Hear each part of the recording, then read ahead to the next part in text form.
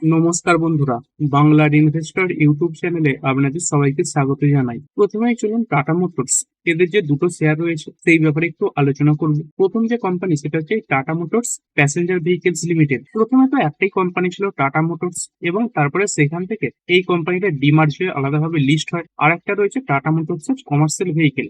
যদি দেখেন এই লিস্ট হওয়ার পরে মোটামুটি একটা ভালোই পারফরমেন্স দেখিয়েছে। মোটামুটি দেখতে পাচ্ছেন এখনই এই 86%-এর কাছাকাছি বাড়া রয়েছে। আর যদি এই অটো কোম্পানিগুলোর কথা বলি, এরা কি করে প্রতি মাসের শুরুতেই তার আগের মাসের যে সেলস এর ডেটা সেগুলো সামনে রাখে। তো এই টাটা মোটরস এর প্যাসেঞ্জার ভেহিকেল তাদের সেই যে ডেটা সেটা সামনে রেখে দিয়েছে। চলুন সেটা দেখে নিই গাড়ি বিক্রি কেমন হলো। এইখানে দেখতে পাচ্ছেন এই এপ্রিল মাসে এই টাটা মোটরস এর যে প্যাসেঞ্জার ভেহিকেল তারা টোটাল 59,701খানা গাড়ি বিক্রি করেছে।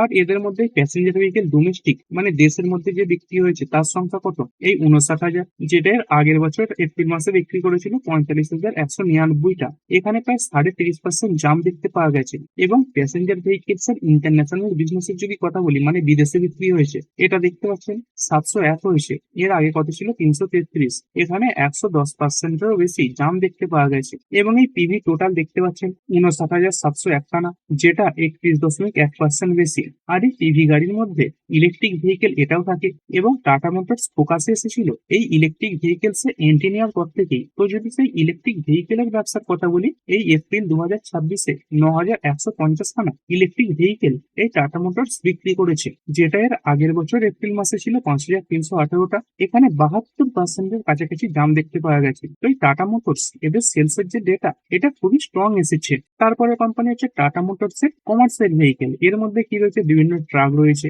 মানে লরি টাইপের যে জিনিসগুলো সেগুলো টাটা মোটরস কমার্শিয়াল ভেহিকেল এর মধ্যে থাকে। এইখানে কেমন কি সেল হয়েছে, এইখানে দেখতে পাচ্ছেন এই এইচসিভি ট্রাক এখানে বিক্রি হয়েছে 8,969খানা। এর আগে ছিল 7,270খানা। এখানে ইয়ার অন ইয়ার প্রায় 23.5% জাম দেখতে পাওয়া গেছে। তারপরে আইএল এনসিভি ট্রাকস এটা দেখতে পাচ্ছেন 5,454খানা বিক্রি হয়েছে। এর আগে হয়েছিল 4,680খানা, এখানে 16.5% জাম। তারপরে প্যাসেঞ্জার ক্যারিয়ার্স এখানে বিক্রি হয়েছে 5,743খানা, 22.5% জাম। তারপরে এখানে দেখুন SCV cargo and pick up van 12,799খানা বিক্রি হয়েছে। 9,131খানা এর আগে বিক্রি হয়েছিল, এখানে 40%-এর উপরে জাম দেখতে পাওয়া গেছে। আর টোটাল ডোমেস্টিক সেলস মানে ইন্ডিয়াতে যে বিক্রি এটা দেখতে পাচ্ছেন প্রায় 28% বেড়েছে। 25,764 গাড়ি থেকে বিক্রি বেড়ে হয়েছে 32,965খানা। এবং যদি ইন্টারন্যাশনাল বিজনেসের কথা বলি, যেগুলো বিদেশে বিক্রি হয়েছে, এটা কত 1868। এর আগে কত ছিল 1457, এখানে 28% জাম দেখতে পাওয়া গেছে। এবং ওভারঅল যদি দেখেন, ওভারঅল এই 28% বৃদ্ধি হয়েছে এই টাটা মোটরস এর কমার্শিয়াল ভেহিকেলের সেলসে। তো এই টাটা মোটরস এর কমার্শিয়াল ভেহিকেল বলুন বা প্যাসেঞ্জার ভেহিকেলস বলুন, এদের যে সেলস এর ডেটা এটা কিন্তু স্ট্রংই এসেছে। তারপরে কোম্পানি অ্যাভিনিউ সুপারমার্টস লিমিটেড বা ডিমার্ট, এইখানে কোম্পানি তাদের এই কোয়ার্টার ফোরের নাম্বার টেস্ট করেছে। এইখানে নাম্বার কেমন, কোম্পানি এখানে সেলস দেখতে পাচ্ছেন 14,872 কোটি থেকে বেড়ে হয়েছে 17,684 কোটি। এবিটাও দেখতে পাচ্ছেন 27% বেড়েছে। এবং নেট প্রফিটের যদি কথা বলি, 551 কোটি নেট প্রফিট বেড়ে হয়েছে 656 কোটি। ইয়ার অন ইয়ার কোম্পানির যে নাম্বার এগুলো তো যথেষ্ট ভালো, কিন্তু কোয়ার্টারলি যদি দেখেন কোম্পানি এই নাম্বার গুলো ডাউন হয়ে গেছে। এই সেলস এর ফ্রন্টেই বলুন, এবিটা ফ্রন্টেই বলুন, নেট প্রফিট ফ্রন্টেই বলুন বা ইপিএস ফ্রন্টেই বলুন, সব জায়গাতেই কিন্তু কোয়ার্টার অন কোয়ার্টার ডাউন। এবং যদি অপারেটিং প্রফিট মার্জিনের কথা বলি, এখানে দেখতে পাচ্ছেন 8% কমে 7%-এ দাঁড়িয়েছে এই মার্জিনটা। কিছু কিছু প্যারামিটার ভালো, আবার কিছু কিছু প্যারামিটার খারাপ। তারই সঙ্গে সঙ্গে কোয়ার্টার অন কোয়ার্টারও কোম্পানির নাম্বার খারাপ। আর অনুমান কেমন কি ছিল দেখতে পাচ্ছেন, মার্কেটের যে অনুমান ছিল সেটাকে প্রফিটের দিক থেকে মিস করে গেছে, মানে অনুমানের তুলনায় কম প্রফিট এসেছে। কিন্তু এই যে মার্জিন এটা এক্সপ্যান্ড হয়েছে কিছুটা। নেট প্রফিট যেটা দাঁড়িয়েছে 656 কোটি, এখানে মার্কেটের অনুমান কত ছিল 680 কোটি। তো এটা দেখতে পাচ্ছেন এই যে পোল এস্টিমেট ছিল তার থেকে নিচে। আর এই এবিটা এটা এসেছে 1,210 কোটি, এইখানে মার্কেটের অনুমান ছিল 1,200 কোটি, এখানে কিন্তু অনুমানের থেকে 10 কোটি বেশি এসেছে। মোটামুটি একটা অ্যাভারেজ টাইপের নাম্বার, নেগেটিভ দিকটাই বেশি রয়েছে। এরপরের কোম্পানি ডক্টর লাল প্যাথ ল্যাব, এইখানে কোম্পানির সেলস এটা 17% বেড়েছে, 603 কোটি থেকে বেড়েছে 703 কোটি। কিন্তু এই নেট প্রফিট এটা আবার 15% পড়ে গেছে, 156 কোটি থেকে পড়েছে 132 কোটি। এই নাম্বার মোটামুটি খারাপের দিকেই বলবো। তারপরে আমাদের কোম্পানি সিডিএস এর মার্কেটে যখন প্রেসার থাকে তখন এই শেয়ার মার্কেট সংক্রান্ত যে কোম্পানিগুলো নাম্বার টেস্ট করে সেখানেও কিছুটা দুর্বলতা দেখতে পাওয়া যায়। এর আগেও এই শেয়ার মার্কেট সংক্রান্ত বিভিন্ন কোম্পানির নাম্বার টেস্ট করেছিল, সেগুলোও কিছুটা দুর্বল ছিল। এই কোম্পানির নাম্বার কেমন এলো? যদি সিডিএসএল এদের কথা বলি, এইখানে দেখতে পাচ্ছেন এই যে সেলস এটা তো বেড়েছে 17% বাড়া, 224 কোটি থেকে বেড়ে 263 কোটি হয়েছে, কিন্তু এই নেট প্রফিটটা দেখুন 20% ডাউনফল দেখা গেছে। এই 100 কোটির নেট প্রফিট করে হয়েছে 79 কোটি, এবং এই প্রতিটা নাম্বার কোয়ার্টারলিও কিন্তু খুবই খারাপ, এবং তার সঙ্গে সঙ্গে প্রফিট মার্জিন এখানেও বিরাট ডাউনফল দেখতে পাওয়া গেছে। দেখতে পাচ্ছেন এই অপারেটিং প্রফিট মার্জিন এর আগের বছর সেম কোয়ার্টারে ছিল 49%, সেখান থেকে পড়েছে 44%, আর এর আগের কোয়ার্টারে কত ছিল 52%। এই ইয়ারলি এবং কোয়ার্টারলি দুই জায়গাতে এই যে মার্জিন এটা কমে গেছে। তো মার্কেট এই যে নাম্বারটা এটা কিন্তু নেগেটিভ ভাবেই নিতে পারে। তবে এই কোম্পানি একটা শেয়ার পিছু 12 টাকা 75 পয়সা করে ডিভিডেন্ড দেওয়ার ব্যাপারে ঘোষণা করেছে। তারপরে কোম্পানি জেন টেকনোলজিস লিমিটেড, কোম্পানিটা মূলত ড্রোন সেক্টরের সঙ্গে যুক্ত, আরো অন্যান্য ডিফেন্সের সামগ্রী তৈরি করে থাকে, তার সঙ্গে সঙ্গে অ্যান্টি ড্রোন সিস্টেমও তৈরি করে থাকে,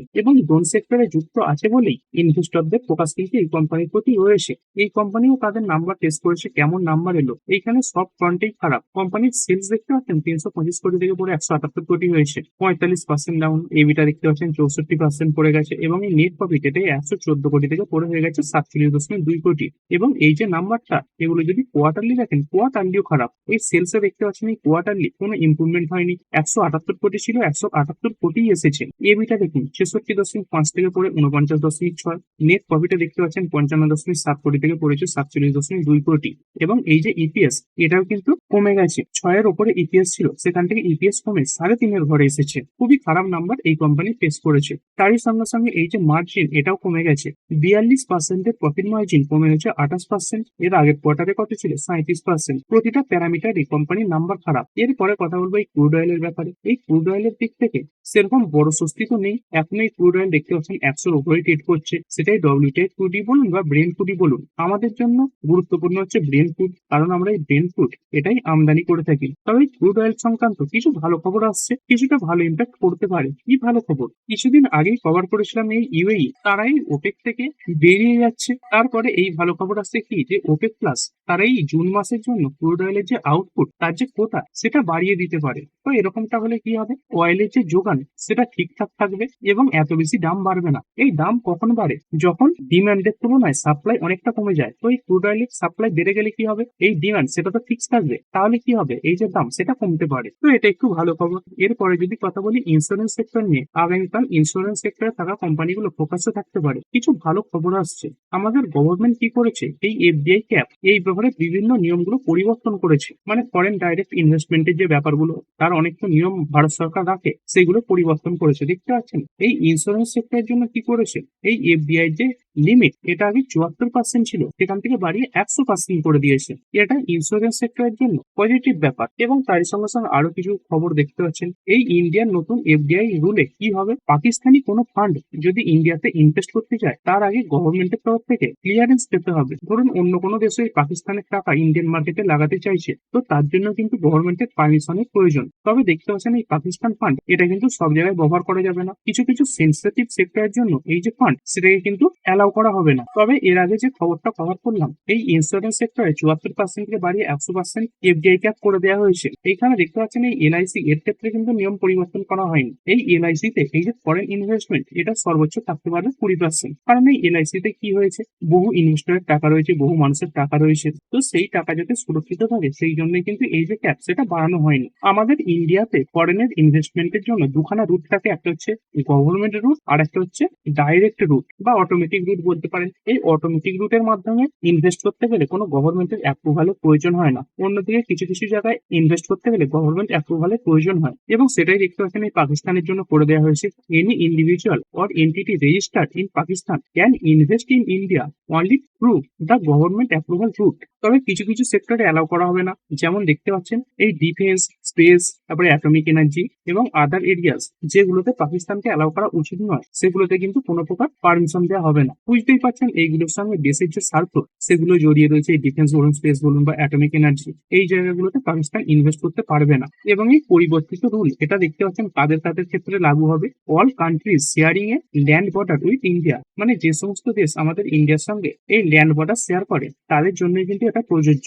যেমন কি কি দেশ রয়েছে, চায়না রয়েছে, ভুটান রয়েছে, নেপাল, পাকিস্তান, বাংলাদেশ, মায়ানমার, এগুলো। তবে চায়নার জন্য কিছু নিয়ম কিন্তু সহজ করা হয়েছে। এর আগেই 2020 সালে আমাদের ইন্ডিয়াতে চাইনিজ ইনভেস্টমেন্টের উপর অনেক কিছু কঠোর আইন আনা হয়েছিল। তো সেই সব কিছু আইন কিছুটা পরিবর্তন করা হয়েছে। আগে কোনো ফরেন কোম্পানি যদি আমাদের ইন্ডিয়াতে ইনভেস্ট করতে আসতো এবং তাতে যদি কোনো চায়না বা হংকং কোম্পানির 1% শেয়ার হোল্ডিং থাকতো, তাহলে কিন্তু সেটা অটোমেটিক রুটে হতো না, গভর্নমেন্ট অ্যাপ্রুভালের মাধ্যমে তারা ইনভেস্ট করতে পারতো। কিন্তু এখন দেখতে পাচ্ছি সেই যে নিয়ম এটা অনেকটা পরিবর্তন করা হয়েছে। 10% threshold for automatic route. Foreign companies with a Chinese or Hong Kong shareholding of up to 10% can now invest in India through the automatic route. ধরুন এই বিদেশে কোনো একটা কোম্পানি রয়েছে এবং সেখানে চায়না বা হংকং এদের কোনো কোম্পানি 10% হোল্ডিং রয়েছে বা 10% এর কম রয়েছে, তো তারা কিন্তু আমাদের ইন্ডিয়াতে কোনো কোম্পানিতে এই অটোমেটিক রুটের মাধ্যমে ইনভেস্ট করতে পারবে। সেখানে গভর্নমেন্ট অ্যাপ্রুভালের প্রয়োজন হবে না। কখন প্রয়োজন হবে? যদি সেই ফরেন কোম্পানিটাতে এই চায়নার কোম্পানির 10% এর বেশি শেয়ার হোল্ডিং থাকে, তখন কিন্তু ইন্ডিয়ান গভর্নমেন্টের অ্যাপ্রুভাল লাগবে। দেখতে পাচ্ছেন আগে কি ছিল, even a single share held by an entity from a land bordering country trigger mandatory government approval. মানে ধরুন ইউরোপের কোন একটা কোম্পানি ছিল,